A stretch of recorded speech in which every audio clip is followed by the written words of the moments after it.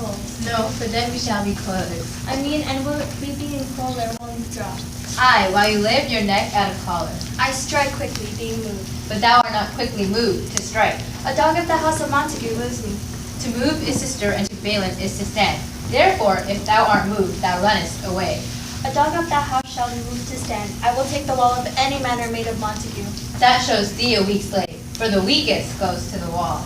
'Tis true, and therefore women being the weaker vessels are ever thrust to the wall. Therefore I will push Montague's men from the wall and push his maids to the wall. The quarrel is between our masters and us, their men. 'Tis all one, I will show myself a tyrant. When I have fought with the men, I will be civil with the maids. I will cut off their heads. The heads of the maids? Aye, the heads of the maids, or maiden heads, take it in what sense thou wilt. They must take it in sense that feel it. Me they shall feel while I am able to stand, and 'tis known I'm a pretty piece of flesh. 'Tis well thou art not fish. If thou hadst been poor John. Draw thy tool, here comes the house Montagues.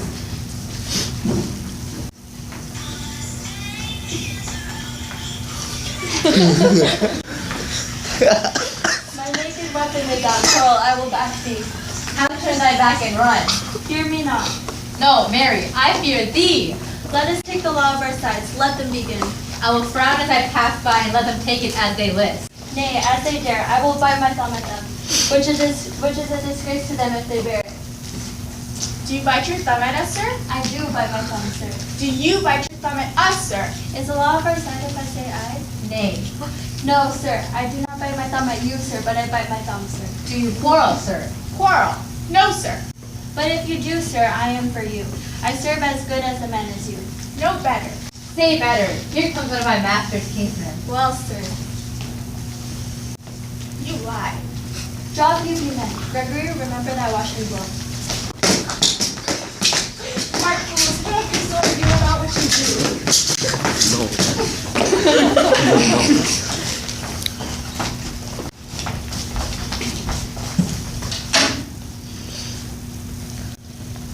What art thou drawn among these heartless minds? Turn thee, Benvolio, look upon thy death. I do, but keep the peace. Put up thy sword or manage it to part these men with me. What draw and talk of peace? I hate the word, as I hate thee. All Montagues, and thee. Have it, thee coward.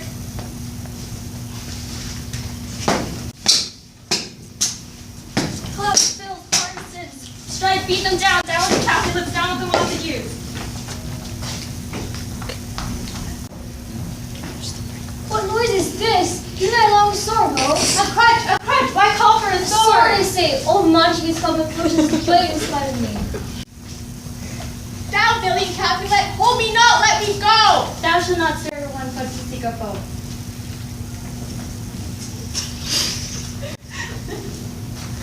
Rebellious subject enemies to be profaners of the state seal.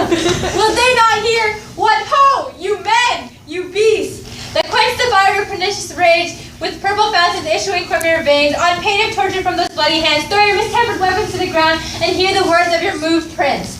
3 civil brawlers bred of an airy words by thee, old Capulet, and Montague, have thrice disturbed the quiet of our streets and made Verona's ancient citizens cast by their grave beseeming ornaments to old partisans and hands as old, cankered with peace, to part your cankered hate. If you ever disturb our streets again, your lives shall pay the forfeit of the peace, for this time around all the rest depart away. You, Capulet, shall come along with me, and Montague, you along this evening, to know our further pleasure in this case, to Old Free Town our common pleasure and pace. Once more, on pain of death, all men depart! Who set this ancient pearl new abroad? Speak, nephew, were you by when it began? Here were the servants of your adversary, and yours close fighting ere I did approach. I drew to part them, and the instant came, the fiery Tybalt with his sword prepared, which as he breathed defiance to my ears, he swung about his head and cut the winds, who nothing hurt withal hissed him in scorn, while we were interchanging thrusts and blows, came more and fought on part and part, till the prince came who parted either part. Oh, where is Romeo? Saw you him today? Right glad I am he was not at this time. Madam, in an hour before the worshipped sun peered forth the golden window of the east, a troubled mind dragged me to walk abroad, where underneath the grove of sycamore, that westward rooted from the city side, so early walking did I see your son.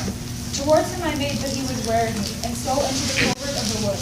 I measuring his affections by my own, which then most sought where most might not be found, being one too many by my weary self, pursued my humor, not pursuing his, and gladly he shunned who gladly fled from me.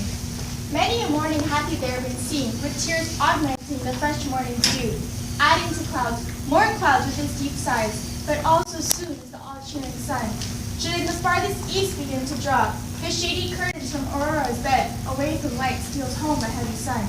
And private in his chamber pens himself, shuts up his windows, blocks fair daylight out, and makes himself an artificial night. Black and portentous must his humor prove, unless good counsel may the cause remove. My noble uncle, do you know the cause? I neither know it, nor can learn of him, Have you informed him by any means? both by myself and many other friends. But he, his own affections counselor, is to himself, I will not say how true, but to himself so secret and so close, so far from sounding discovery, as is the bud bit with an envious worm. Ere he can spread his sweet leaves to the air, or dedicate his beauty to the sun. Could we but learn from whence his sorrow grows, we would as willingly give cure as no.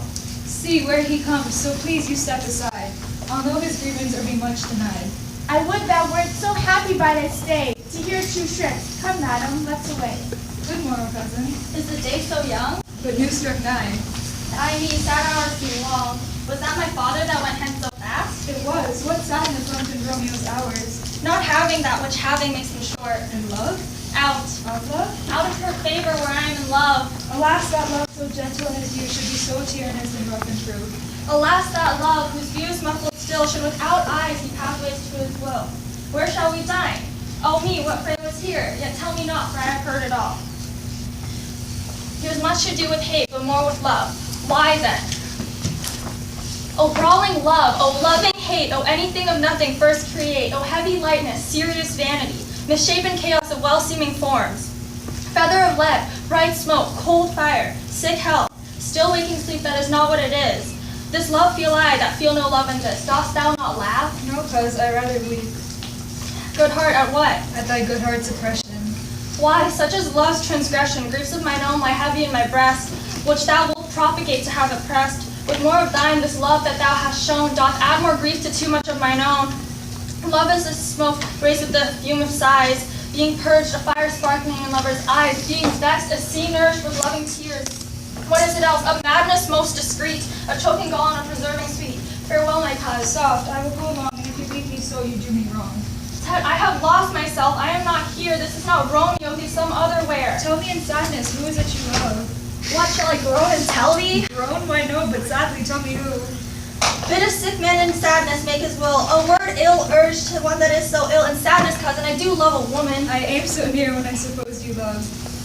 A right good marksman, and she's fair, I love. A right fair mark, fair cuz as soon as hit. Well, in that hit you'll miss. She'll not be hit with Cupid's arrow. She hath Diane's wit, and a strong proof of chastity well armed. From love's weak childish foe she lives uncharmed. She will not stay the siege of loving terms, nor bid the encounter of assailing eyes, nor ope her lap in saint seducing gold. Oh, she is rich in beauty, only poor. That when she dies, beauty dies her store. Then she hath sworn that she will still live chaste. She hath, and in that sparing makes huge waste. For beauty starved with her severity, cuts beauty off from all prosperity. She is too fair, too wise, wisely too fair, to merit bliss by making me despair. She hath forsworn in love, and in that vow do I live dead that live to tell it now. Be ruled by me, forget to think of her. Oh, teach me how I should forget to think. By giving liberty into thine eyes, examine other beauties. 'Tis the way to call hers exquisite and question more. These happy masks that kiss fair ladies' brows, being black puts us in mind they hide the fair. He that struck and blind cannot forget the precious treasure of his eyesight lost. Show me a mistress that is passing fair. What doth her beauty serve but as a note, where I may read who cast that passing fair. Farewell, that canst not teach me to forget. I'll pay that doctrine or else die in debt. His bound as well as I. In penance line, it's not hard, I think, for men so old as you do keep the peace. Of honorable reckoning are you both, and pity tits you lived at odds so long. But now, my lord, what say you to my speech? Saying o'er what I said before, my child is yet a strange to this world. She hath not seen the change of 14 years. Let 2 more summers within a pride, ere you might think her right to be a bride. Younger than your happy mother's maid. And too soon married of those that early made. Earth exalt all my hopes, but she is the hopeful lady on my earth. But woo her gentle appearance, get her heart. My will to consent is but a part. And if she agreed within her scope of choice, lies my consent, but fair reporting voice. This night I hold an old accustomed feast, whereto I invited many guests. And you left the store, once more, most welcome, makes my number more. And my poor house, look to behold this night, as earth-threatening stars make dark heavens light. Such comfort as do less young men feel when, well-appareled April and the hue of Lincoln winter tides, and even such delight shall you among fresh meadow buds inherit it this night. Inherit all, hear all see, and even most whose merit most shall be, even most whose merit shall most shall be, one more real many, mine being one, makes my number more. Come go with me. Go, Sarah, trudge about through the streets of fair Verona, find those names who are written here, and to them say my house is welcome to the pleasures there. Find them out whose names are written here. It is written that the shoemaker should meddle with his yard, the tailor with his lass, the fisher with his pencil, and the painter with his nets. But I am sent to find those persons whose names are here writ, and can never find what names the writing person hath here writ. I must till the learn, in good time. Tut, man, one fire burns out another's burning, one pain is lessened by another's anguish. Turn giddy and behold by backward turning. One desperate grief tears with another's languish. Take thou some new infection to thy eye, and the rank poison of the old will die. Your plantain is excellent for that. For what, I pray thee? For your broken shin. Why, Romeo, art thou mad?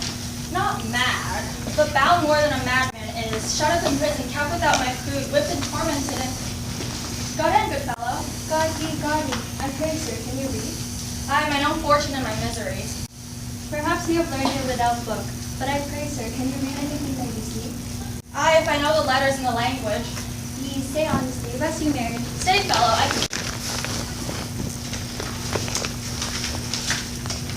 Signor Martino and his wife and daughters, County Azom and his beauteous sisters, the lady widow of Retruvio, Signor Placentio and his lovely nieces, Mercutio and his brother Valentine, my uncle Capulet, his wife and daughters, my fair niece Rosaline and Livia, Signor Valentio and his cousin Tybalt, Lucio and the lively Helena.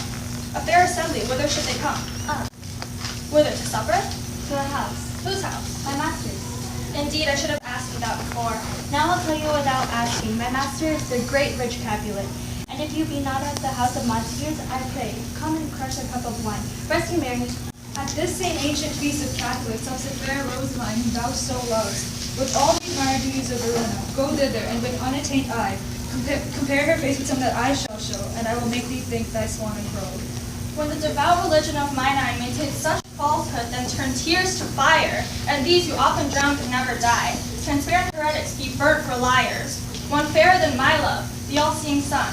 Ne'er saw Maxine's birth the world begun. Tut, you saw her fair, none else being by, herself poised with herself in either eye. But in that crystal scales let there be weighed your lady's love against some other maid, that I will show you shining at this feast, and she shall scant show well that now seems best.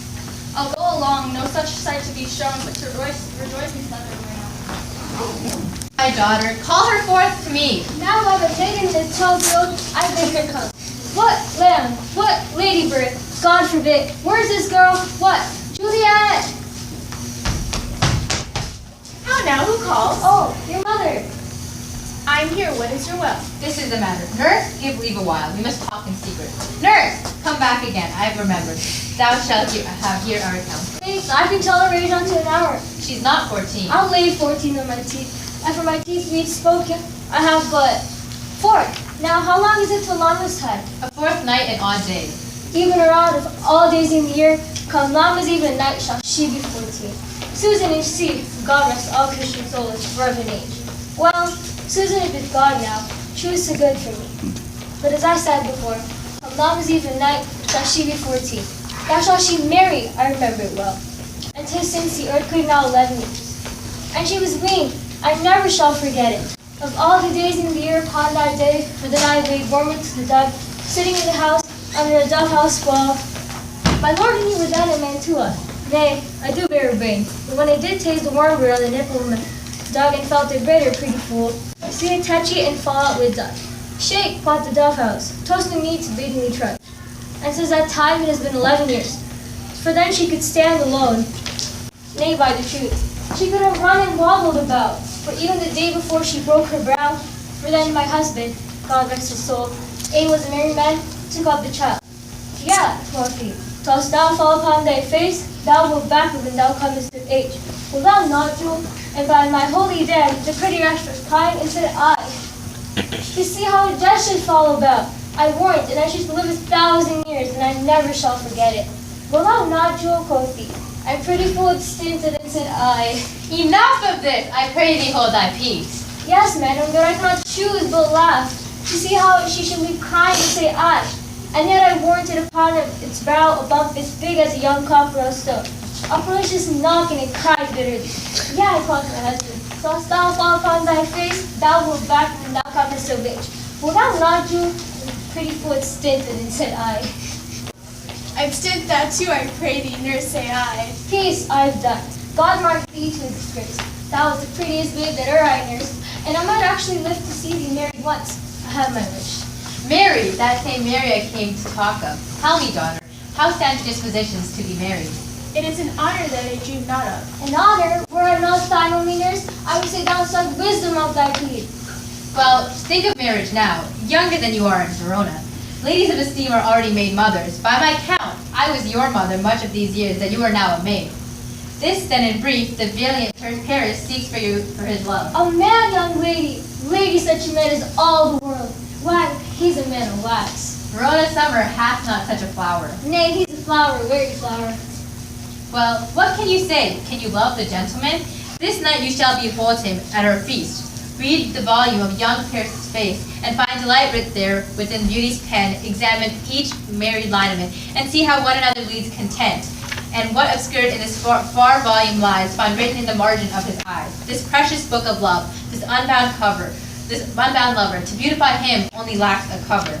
This fish lies in the sea, and 'tis much pride, for then without far within to hide, that book in many eyes doth share the glory, that in gold clasp locked in the golden story. So shall you store all that he doth possess, by having him, making yourself no less. No less, nay, big Roman grove by men.